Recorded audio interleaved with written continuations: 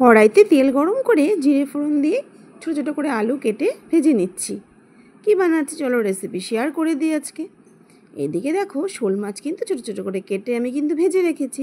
আর দেখো আলুটা ভাজা হতেই কিন্তু দিয়ে দিলাম আমি ছোটো করে কেটে রাখা কলার টুকরোগুলো।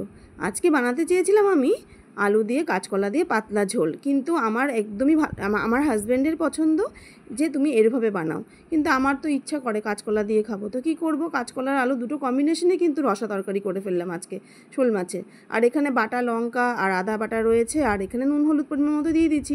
আর সম্পূর্ণ মশলাটাই কিন্তু আমি শিলপাটায় করে নিয়েছি। আর দিয়ে দিলাম কিছু টমেটোর টুকরো, যেহেতু এটা রসা রসা তরকারি বানাবো তার জন্য টমেটোটা কিন্তু একদমই মাস্ট। আর হালকা পাতলা ঝোল করলে কিন্তু টমেটোটা আমি অতটা ইউজ করি না। তো দিয়ে কি করব, আমারও ইচ্ছা করছে যে আজকে কাঁচকলা আলু দিয়ে একটু ঝোল খাবো, যেহেতু বাইরে গরম ওয়েদার, কিন্তু হাজব্যান্ডের ইচ্ছা করছে যে একটু রসা রসা করে তরকারি করো। যাই হোক, দুটো কম্বিনেশনটাই একবারে করে ফেললাম আমি। কাঁচকলা আলু দিয়ে একেবারে রসা তরকারিও করলাম শোল মাছের, আবার তার সাথে একটুখানি হালকা ঝোলও করে নিয়েছি আমি। তাতে আমিও খুশি, আমার হাজব্যান্ডও খুশি। তো মোটামুটি দেখো কষানো হয়ে গেলো তোমাদের সাথে গল্প করতে করতে। এবার পরিমাণ মতো জল দিয়ে দিচ্ছি, যেহেতু আমি ঝোল ভালোবাসি তো একটু ঝোলটা একটু বেশি দিলাম। আর এদিকে হাজব্যান্ডের একটু রসা রসা তরকারি পছন্দ, তার জন্য কিন্তু একটুখানি মশলা কি অ্যাড করছি সেটা দেখে নাও। তো মোটামুটি চলো এবার ঢাকনা চাপা দিয়ে কিছুক্ষণ আমি কুক করে নিই। মোটামুটি 2 মিনিটসের জন্য আমি কুক করে নিই, কেন সবজিগুলো তো ওয়েল কুকডই ছিল। তো দেখো ঝোলটা কিন্তু ফুটে গেছে, আলুটা কাঁচকলাটাও কিন্তু সেদ্ধ হয়ে গেছে। এইবার আমি ভেজে রাখা মাছের টুকরোগুলো কিন্তু এর মধ্যে আমি অ্যাড করে দিচ্ছি। আর বাটা মশলায় যে কোনো তরকারি রান্না কিন্তু অনবদ্য লাগে খেতে। তো যারা আমরা আর কি বাটা মশলা রান্না করে থাকি তারা কিন্তু জানি যে বাটা মশলার টেস্টটা কিন্তু মিক্সি পেস্টের মশলা থেকে কিন্তু একদমই আলাদা হয়, আর খুব টেস্টিও কিন্তু হয়। কিন্তু আমরা সময়ের অভাবে বা আলসামির জন্যই কিন্তু আমরা বাটা মশলার উপর ডিপেন্ড করি না।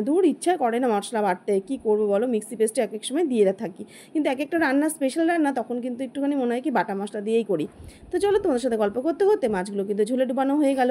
আর যে মশলাটা দেওয়ার কথা বলছি সেটা কী বলো তো, রোস্টেড জিরে আর গরম মশলা কিন্তু বেটে নিয়েছিলাম শিলে, সেটা কিন্তু আমি দিয়ে দিলাম। এতে কি হয় যে রসা রসা তরকারিটা যেটা, সেটার মশলাটা কিন্তু গ্রেভিটা ঠিক এইরকমই মশলা আমি দিয়ে থাকি। তো যাই হোক দেখো না, আমার হালকা পাতলা ঝোলও হয়ে গেল, এদিকে দাদাভাই রসা তরকারির টেস্টটাও কিন্তু চলে এলো এর মধ্যে, তাই না? তো চলো কিছুক্ষণ কুক করে নিই।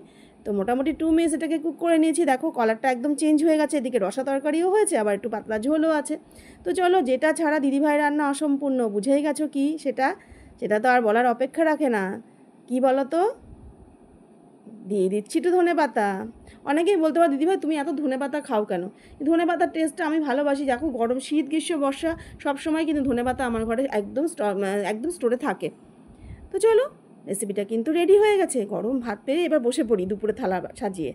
কেমন লাগলো বন্ধুরা, চটপট জানাও।